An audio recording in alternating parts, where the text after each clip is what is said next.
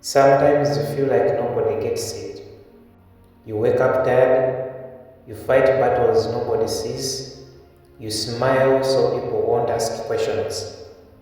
And in the quiet moments, a whisper says, "You're alone." That whisper is a lie, because Jesus gave you a promise you can hold on to. He said in Matthew chapter 28, verse 20, "I am with you always, even to the end of the ages." Always means always, not sometimes, not when you're good, not when you feel Him. Even right now, in this mess, this confusion, this pain, He is there. You may not feel Him. That's okay. Feelings change. His presence doesn't.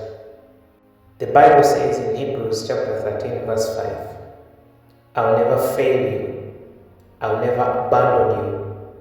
Never fail, never abandon. That's two nevers for the price of one. So here is your encouragement for today. You're not walking alone. You're not fighting alone. You're not crying alone. Jesus is right there, closer than your own breath. He sees the tears you hide. He hears the prayers you whisper. He knows the questions you're too afraid to say out loud. And He is not leaving. So take a deep breath. Say this out loud. I am not alone. Jesus is with me. Because He is, and He always will be. Stay blessed.